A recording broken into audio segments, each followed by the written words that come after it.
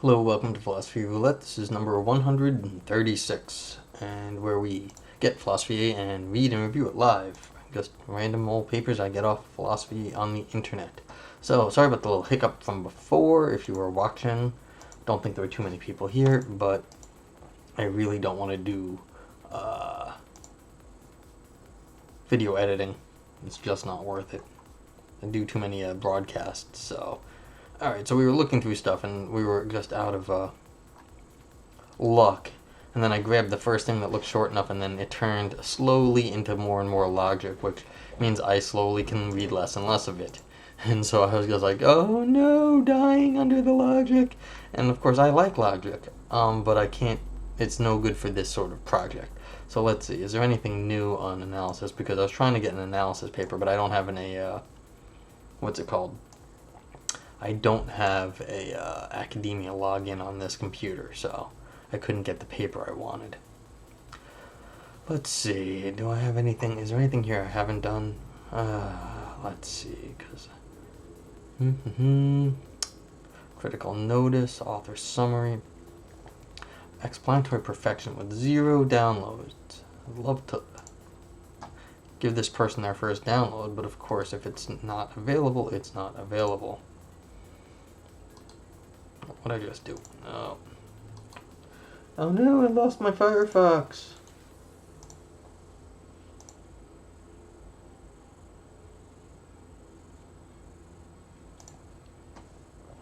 All sorts of fun technical problems today.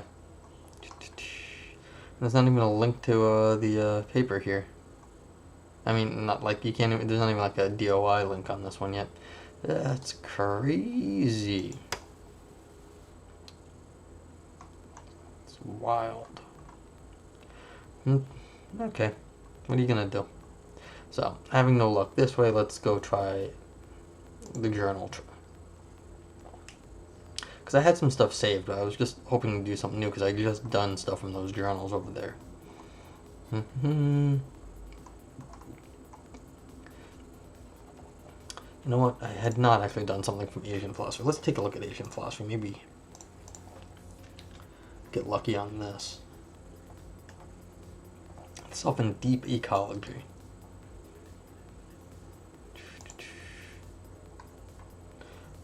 Should have just gone here first. How do you like that? Oh, it's 18 pages? Or 18 pages double spaced is doable. So, excellent. Should have just gone with the Chinese philosophy to start. I mean, or Asian philosophy, not necessarily Chinese. Alright. And if you join me live, I hope you do, you can get the paper by typing !paper in the chat box, and the link will pop back up if it's not here when you show up, and otherwise it'll be in the show notes below. So, here we go. Much better. Deep ecology. Let's find out. Richard Watson argues that because deep ecology suffers from internal contradictions, it should therefore be abandoned. On the one hand, Watson thinks that the deep ecologist is committed to setting humanity apart from nature, which he believes is anthropocentric. On the other hand, the deep ecologist claims to be non-anthropocentric. Well, I say I'm right, or you say you're wrong. Well, I say you're right. My purpose in this paper is to respond to Watson and show that deep ecology is not anthropocentric.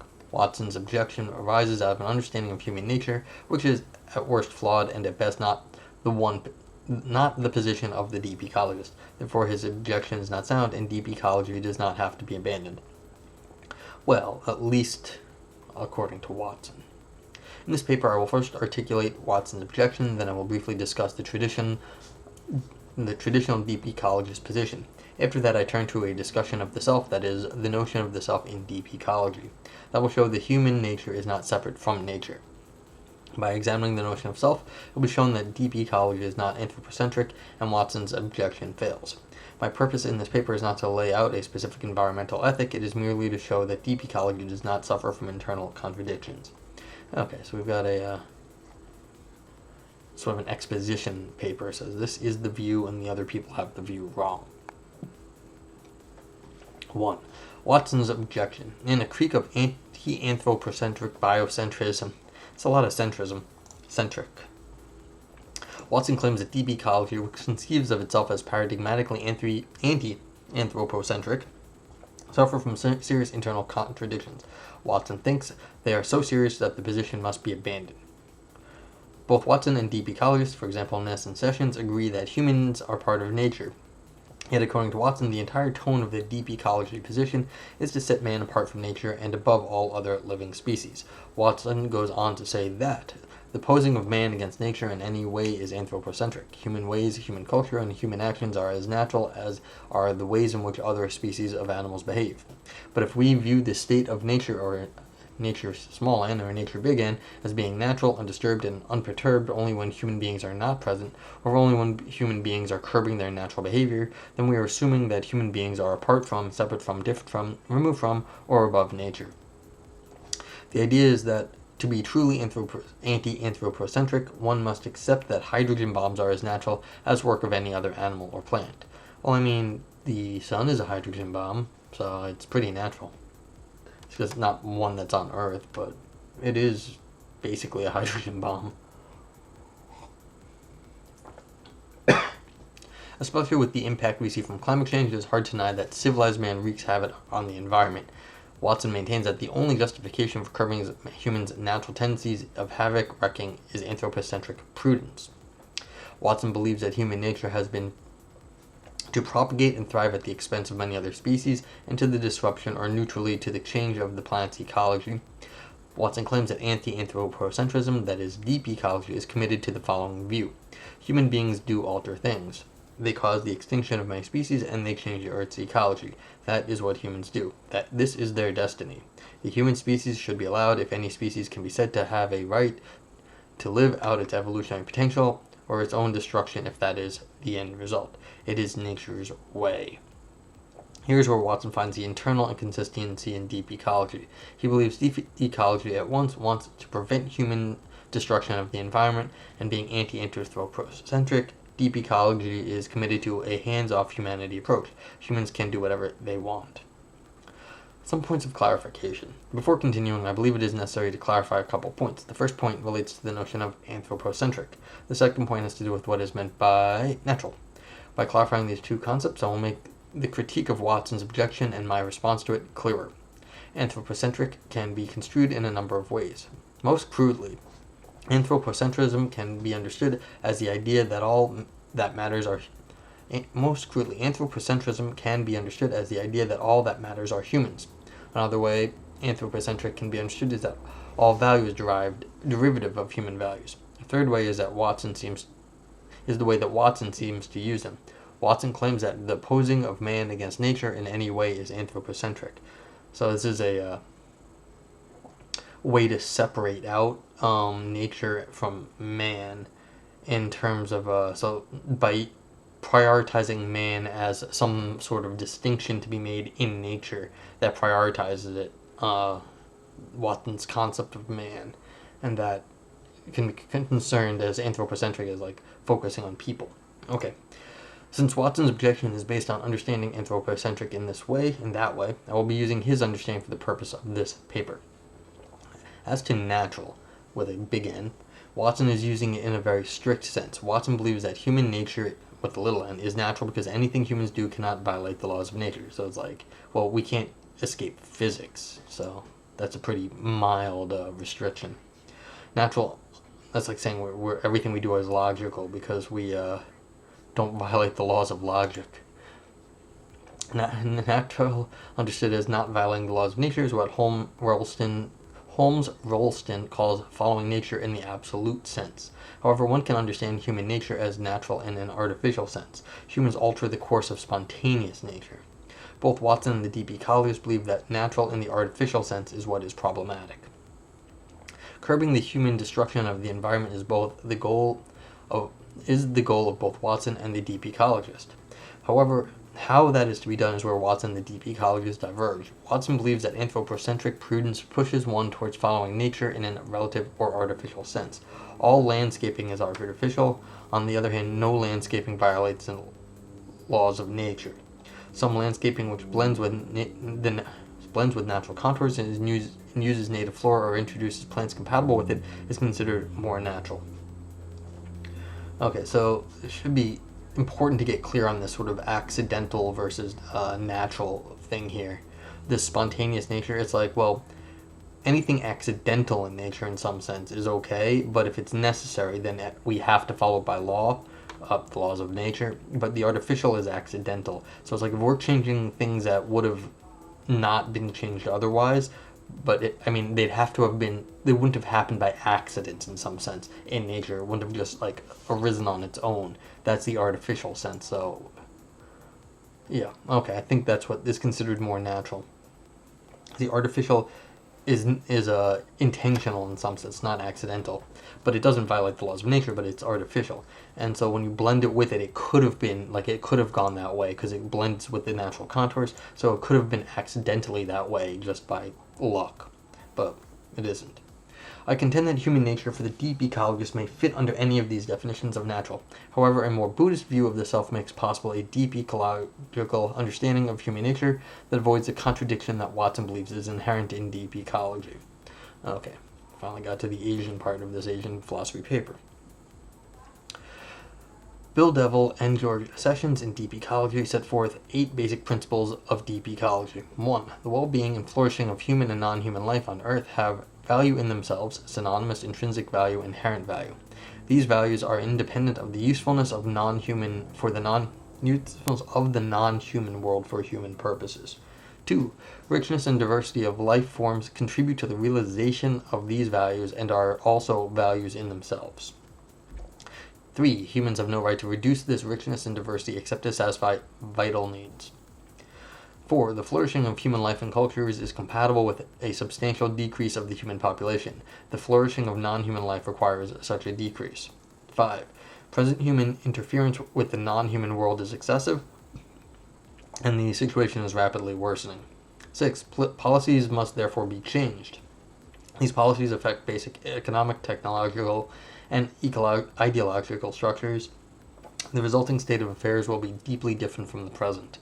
7. The ideological change is mainly that of appreciating life quality, dwelling in situations of inherent value, rather than adhering to an increasingly higher standard of living. There will be a profound awareness of the difference between big and great. You're not from Texas, are you? 8. Those who just subscribe to the foregoing points have an obligation directly or indirectly to try to implement the necessary changes. And my apologies to all the great Texans out there. Texas is a great place.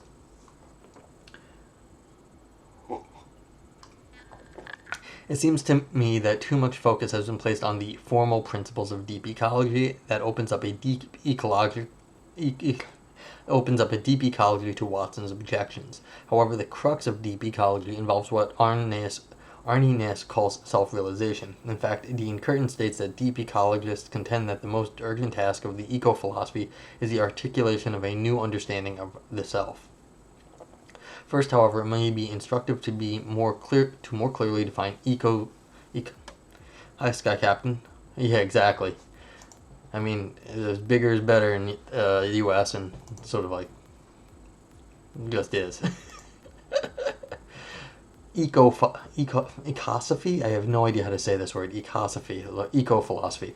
Eco refers to the fact that one is dealing with ecology and the environment. The ending Sophie stresses what we most modestly try to realize as wisdom, rather than science or information. So, a philosophy as articulated wisdom has to be a synthesis of theory and practice. Thus, ecosophy or deep ecology is ecological or environmental wisdom. As such, ecosophy seeks to be a synthesis of theory and practice. All right. So it's a ecology-based philosophy, which, okay. I mean, this is just I don't know, this word just seems very funky to me. Keeping in mind this ecosophy synthesis of theory and practice, I now turn to a discussion of self-realization. Ness claims that self-realization in its absolute maximum is the mature experience of oneness in diversity. Ness's statement here highlights the theory side of ecosophy, deep ecology. As to the practical side, Ness maintains that there is a process by which one can widen identification and narrow elimination. Oh yeah, if you have any questions, Sky Captain, just let me know. I'll try to answer. It's my first time reading this too, though. According to Ness, the self, or rather self with a big S, is simply that with which one identifies. This identification is a spontaneous, non-rational but not irrational process through which the interests or interests of another being are reacted to as our own interests or interests. Another way of thinking about self-realization is that, as Duvall and Sessions state, we cease to understand or see ourselves as isolated and narrow competing egos and begin to identify with other humans from our family and friends to eventually our species, and ultimately to the whole of nature. Laying the groundwork and going deeper. To answer Watten's anthropocentric objection, one must realize that at the end of the day, the formal principles of deep ecology are secondary. As was mentioned above, the most urgent task of eco-philosophy, see, this is what annoys me. Say ecosophy or eco-philosophy, but not both. Sorry, it's just a point of terminology, because it seems like I don't know yet if they're the same or different. So, is the articulation of a new understanding of the self. While developing a new understanding of any concept or idea has value in itself, there is a more fundamental motivation for the deep ecologist. The autonomous mental substance of Descartes, which still permeates Western thinking, is alienated from nature. This conception encourages environmental degradation, since damage to nature does not affect any immaterial self. Ness therefore advocates the narrow Cartesian self must be expanded to include identification with the whole of nature as self, thus eliminating alienation and with its deep causes of our mistreatment of the environment. Okay, so we're going to say the dualism actually is not a mental dualism, but it is a natural dualism. You've got the human body, but then the dualism is with all of nature as opposed to just a mental stuffs. Okay. So environmental degradation is bad. Yes, agreed. And most people would certainly agree that it is. But the reasons humans mistreat the environment, or at least according to deep ecology, is due to a misunderstood sense of self. Therefore, in order to fix how one treats the environment, one must alter one's notion of the self. Roughly then, an expanded view of the self is required in order to solve environmental problems. This is interesting, actually, because I was just reading stuff on the philosophy of place yesterday, and so it's like, well, place factors into the argument. So it's saying, well, your place matters in a Cartesian dualism, as our place in nature is actually the dualism, not the mental dualism. So it seems like our place in nature is being substituted in this case. So that's an interesting sort of way of looking at this, is that it's not a dualism between our physical stuff and our mental stuff. It's a dualism between our physical stuff, like right here, and our place in nature. Okay. Thought of this way, it appears that the deep ecologists are really just presupposing the conclusions of the premise, specifically that one should change one's view of the self. Moreover, it appears that the deep ecologists are claiming that from an anthropocentric viewpoint, degradation of the environment is wrong. The only way one can stop environmental degradation is to have a more inclusive sense of self. Therefore, one should change one's view of the self so that environmental degradation will stop. Further, it can be noted that the manner in which Ness explains the expanded view of self seems to have an arguably anthropocentric or perhaps anthropomorphic tone. I think a better way of looking at the situation is as follows. The current idea of self as an autonomous, self-interested ego is flawed. What, is 17th century biology not correct anymore? Therefore, one should change one's notion of the self. As a result, one's relationship with nature will change. And if the deep ecologist is correct, we will have a positive ecological impact. Here is the idea. One can take morality as primary explanatory at least. What I want to suggest is that ontology should be made primary. Thus, the contrast does not derive morality. The contrast is, does morality drive ontology, which is what I take Watson's interpretation of ecology, or does ontology drive morality, which is what I take actually to be the deep ecological position. Okay, so Watson was saying basically that it was too human-centric, anthropomorphic there because of the morality of our degradation of nature was a bad thing, and it was separating out human from nature, and that was causing the that was the cause of the moral problem. So the morality could be viewed in terms of the human and nature, and then here we've got, well, the human and nature cannot be separated because we understand the ontology of the human self differently, and that's how we have to understand the morality. So the argument here is that Watson's got the distinction backwards. Okay. It's more important how we view ourselves than how we view morals, and once we understand the self, then we'll get our morality right. Okay, I don't know if, just accusing the other folks of begging the question up here,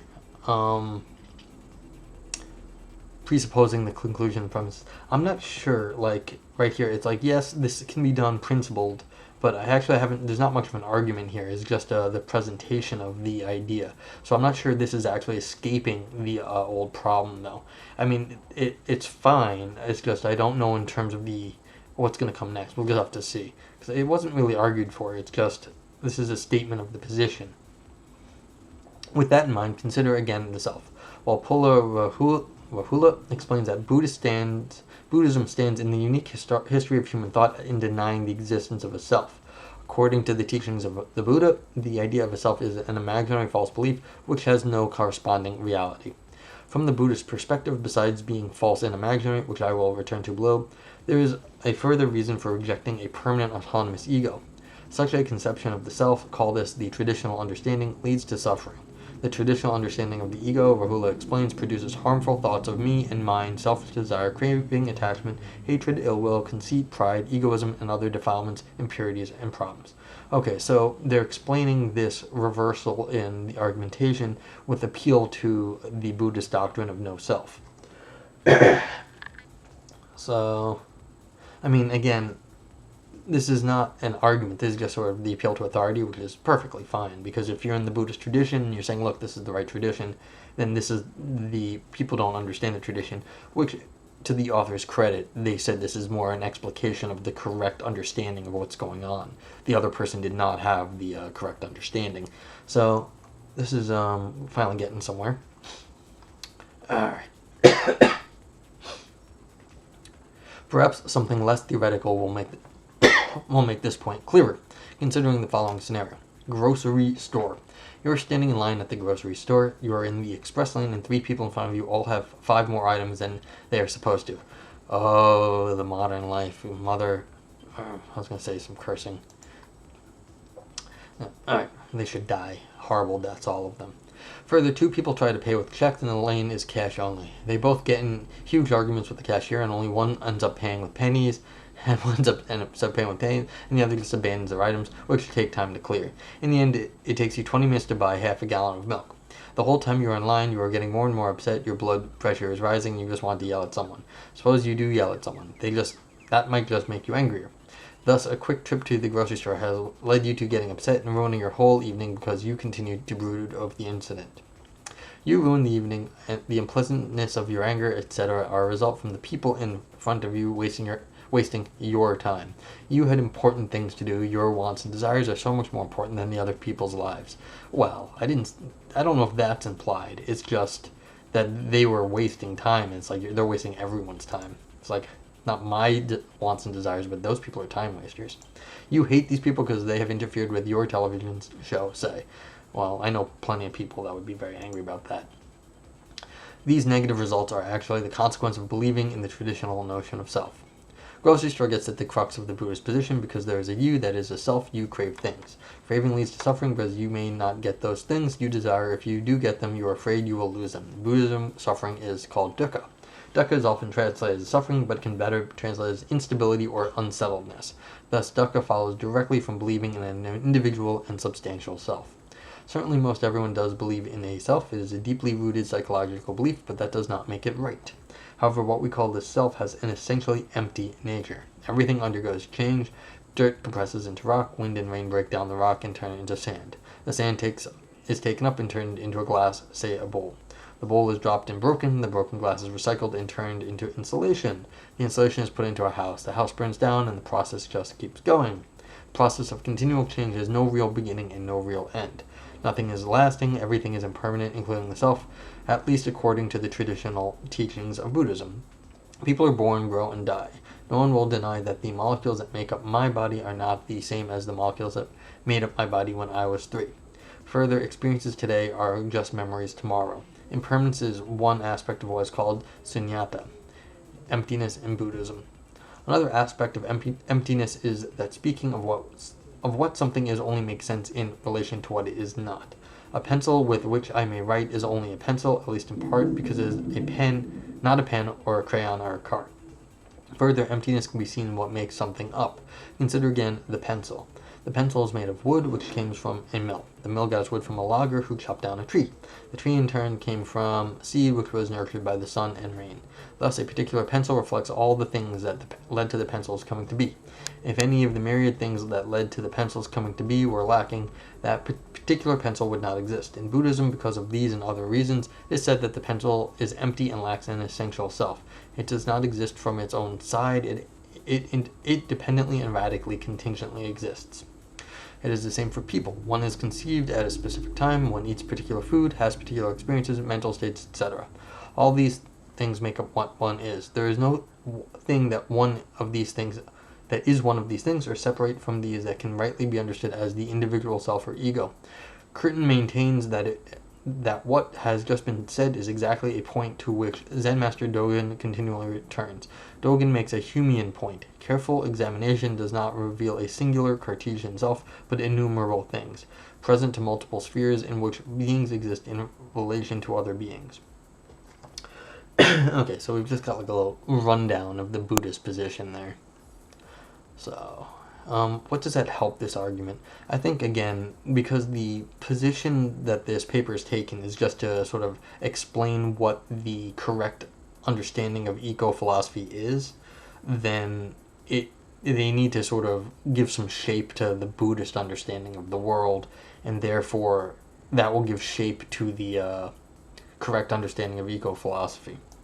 So I guess a little rundown is not so bad, like a page or so. Again, the conclusion that Buddhism draws from these considerations is that one is mistaken when one postulates a unique individual autonomous ego.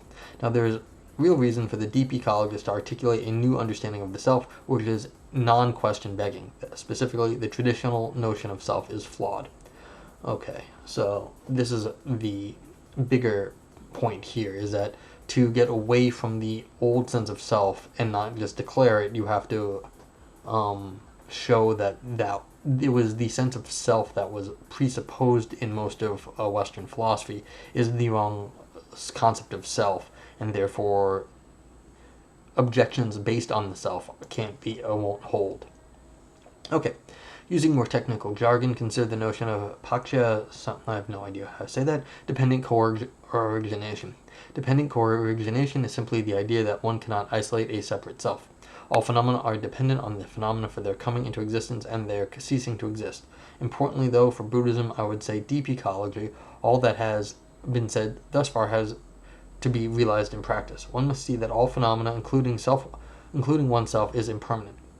One must realize that all things are empty of essential self. One must realize that by not having understood anatta and anicca, one is in fact suffering, or is subject to a life of dissatisfaction and dis-ease. One must also keep in fact that for Buddhism and deep ecology, when it comes down to it, experience is what ultimately matters. For now, though, I will continue with theory. Curtin emphasizes the relational notion of self in Dogen, which can be instructive for the overall project and its relevance to deep ecology. Dogen goes by Ness's expanding circles of identification. Dogen challenges us to take the final step towards non-dualism. For Dogen, the self goes out to realize with what he calls the myriad of things, but the myriad of things also come forth to realize us.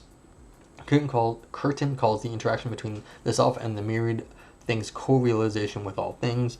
The idea that of the myriad things comes forth to realize us is simply an extinction of dependent co-origination.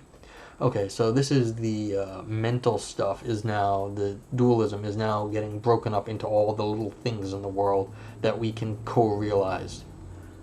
So, okay, so there's the self, but then really, in any attempt to identify the self, it's getting sort of, it's not reduced to, but it's sort of distributed among all the different things in the world. Through co-realization, or so the thought goes, not only is the self non-dualistic, but it is also non-monistic. That's what I mean. All the little things, so you get pluralistic. All phenomena are empty of essential self and impermanent and interdependent, hence non-dual. There is no sharp distinction between this and that. Well, the and is in between the two. Right there. However, the fact that there are various phenomena, for example, me holding a pencil, is given. Thus, reality is not totally monistic. Consider that a top spinning and a top standing on its tip are co-realized. They are entirely dependent, and one cannot exist without the other. Well, you could balance a top on its tip. No, the top spinning is just a top standing on its tip, and vice versa. At the same time, I mean, you could have a different example, of course, on this. At the same time, there are in some sense distinct states of affairs. It is not the case that everything is one whole. It is simply that everything is related, and there is no clear distinction between phenomena. His Holiness the Dalai Lama explains that because phenomena possess the characteristics of existing and occurring and are dependent on other factors, causes, conditions, and so forth, they are therefore devoid of any independent nature. Consequently, they have the nature of being dependent. The very fact that they have the nature of dependence, being dependent on other factors, is an indication that they lack independent status. Therefore, an understanding of emptiness does not contradict the conventional reality of phenomena. Okay, what the Dalai Lama is underscoring is an extremely important point and returns to the idea of natural and human nature. Phenomenal reality, as one normally thinks about it, is not denied. A tree is still a tree, a pencil is still a pencil. The natural sciences can and should continue as they have. The point of an empty self is an ontological one and quasi-ethical. If one's actions come from a deluded sense of a permanent self, it can be said that one is not acting naturally or perhaps authentically. So, the permanence, I guess, is, a very old concept. I don't know. Does permanence? So I guess what's coming, the deluded sense of a permanent self is basically, is that what the author is saying? Is the fallacy here? Is that the mistake in the anthropocentrism requires too much of a permanent self to really make sense? I don't know. I think that might be it, though. Is the notion of a permanent self, because you can have all these little selves, this distributed dependent selves. It's like empty self, but it's distributed among all the other things. So I guess the concept of that denies that is the permanent self, which then might be what the crux of the argument is here. Okay, the relational aspect of phenomena is the basis on which all phenomena derive value. Two things should be said here. First, value here is not here moral value per se, though it is not moral value per se, though it is not moral value. My eye slid over the second not. The intrinsic or inherent value of all phenomena is ontological, for lack of a better term. All phenomena are valuable simply by being. This is taken as axiomatic for deep ecology. Further, since all phenomena are interdependent, value is also interdependent. Sure. Second, it is not the case that value is made or created or is in some sense distinguishable from being. The ontological value of being simply is. To speak of value independent of being is a nominal distinction, but that is not to say there is no value. Value is part of being, or rather, being is value and value is being. It may be objected that the way I am interpreting value is extremely vague and continental in a derogatory sense. However, that is not my intention. My discussion of value can be seen as a natural outcome of the relational and interdependent notion of self. Well, it's just a dependent notion of value, that's all. So it's just the value is also dependent too. If one wishes to speak of value at all and claims that human beings have inherent value, then due to the interdependence of all phenomena, all phenomena must have inherent value based on the relational aspect of being. Yeah, I think that's fine, I guess. It's just saying that value is dependent. And so if it's dependent, that means you have to have something else. You can separate it out, but that's sort of a derivative thing if you're putting ontology really first, if value is always derivative of ontology. Okay. Implications of what has been said is that talk of normative duties, rights, and so forth can be laid aside. Since human nature is not privileged, and indeed human nature is not even distinct from nature, it cannot be said that deep ecology is anthropocentric. Deep ecology puts no restrictions on prescriptions on human action, hence it is not anthropocentric in precisely Watson's sense. However, what has been explained thus far is just theory. There is a practice side as well. Interdependence, impermanence, etc. must be realized. Further, it must and can only be realized in relation with and to the environment, with and to all phenomena, that is, co-realized. Okay, so since there is no self, then you can't have anthropocentrism. This does smack a little bit of defining yourself out of the problem. Not begging the question, but saying, look, it's like the old mathematical joke, define yourself, like go outside, and then the mathematician says, fine, I declare everything outside the fence as the inside, and I'm on the outside. And then so the mathematician is therefore outside. So, again, in this tradition, that's fine. It's not like you can argue for Buddhism, I don't think, or maybe you can, but it'd just be very hard, especially in a paper like this, to be like, okay, look, if you just take the Buddhist worldview, then you don't have this problem because it's defined not to be that way. But so what I think is going on here is, and again, this is not a criticism of the author in some sense because they're arguing from the position, and that's all right because you can argue from a position. But if you're going to argue, like the they're saying the deep ecologist is not begging the question because you can appeal to this bigger theory, the Buddhist theory that denies the self, and therefore you can just get yourself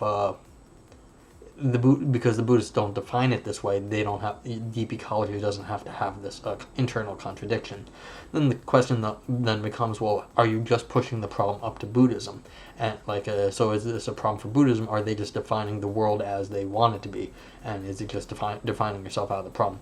And that's a bigger problem, whether Buddhism is internally consistent or not. And is that even a problem for Buddhism if it isn't? I don't know. A bunch of religions, well, not religions, just the bigger the theory, the more likely to have contradiction in it. So, I mean, contradictions can be eliminated, but only on smaller and smaller scales. If you get bigger and bigger, you're gonna run into problems. It's nature of things. Chokye Nimya Rinpoche explains that at first we must gain the intellectual understanding. To begin to do this, we need the two kinds of knowledge gained from learning and reflection. After obtaining that, we can directly experience co-realization.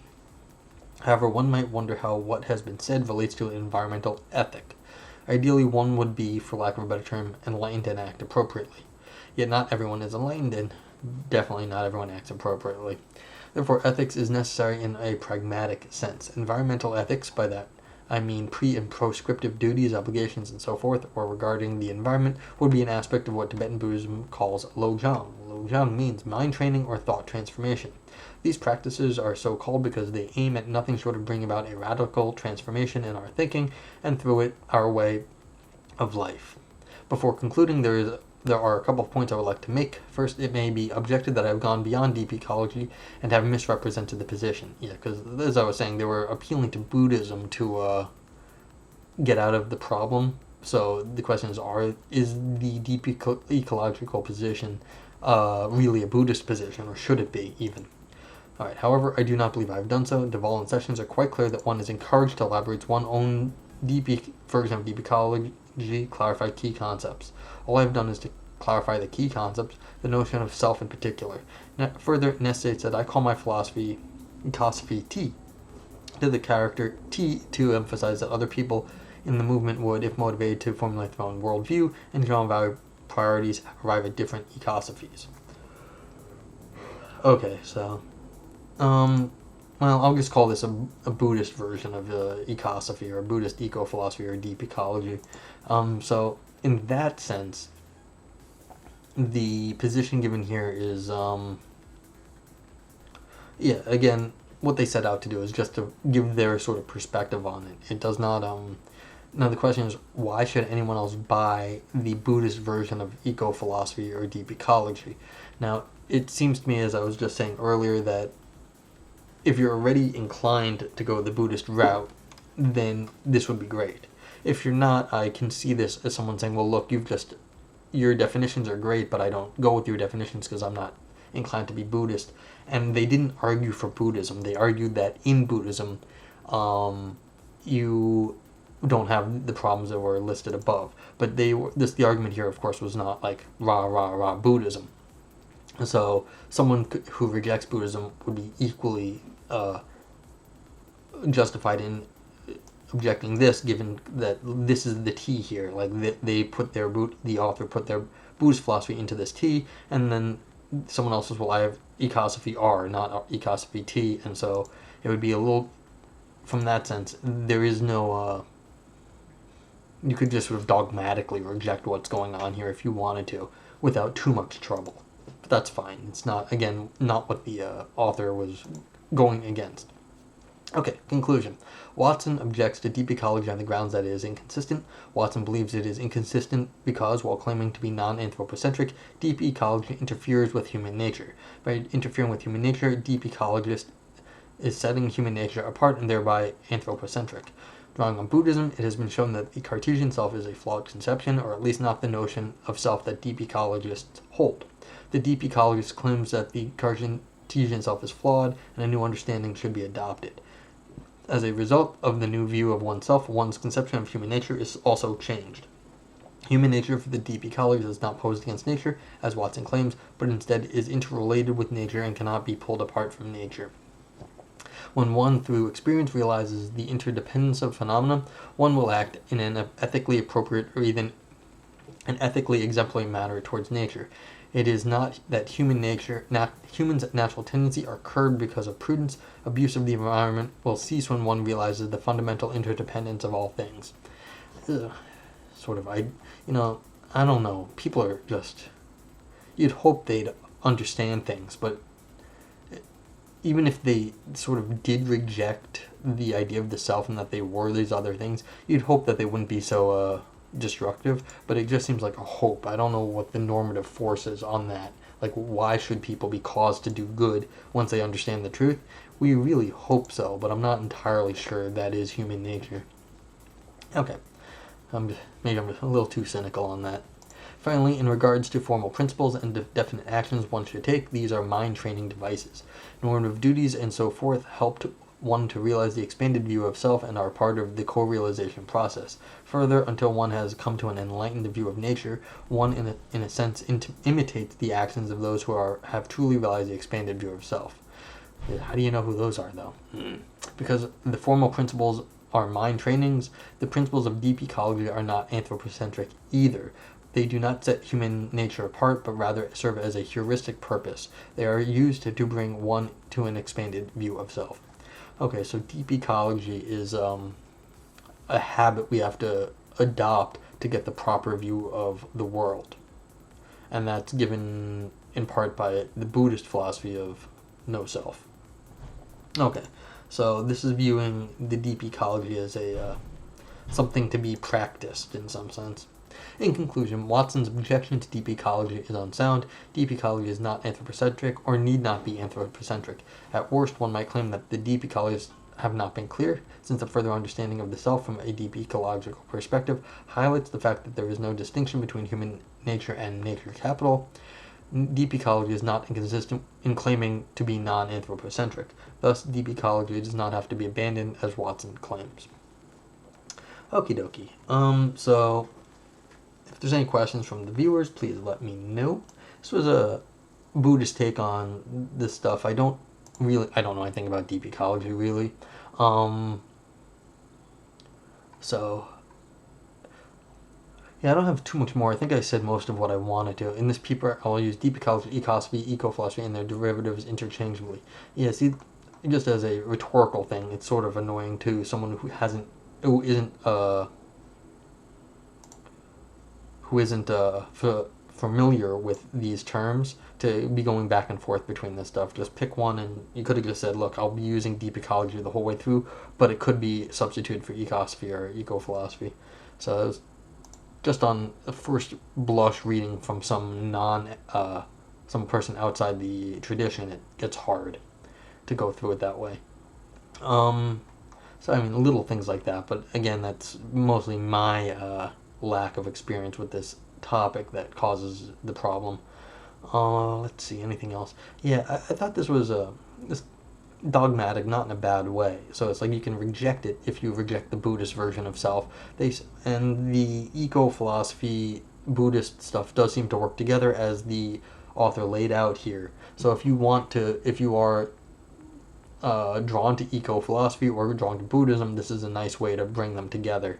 But again, if you're not, or you think there's problems in either one, then you might reject this paper also. So again, nothing against the author on that, because this is just sort of, they set out how to make these two things play nice, and I thought they did a decent job of that. So that's it. Hope everyone has a good day, stays safe, and I guess I'll be back tonight with another paper. Have a good day. Have a good night, y'all. Or good day, y'all.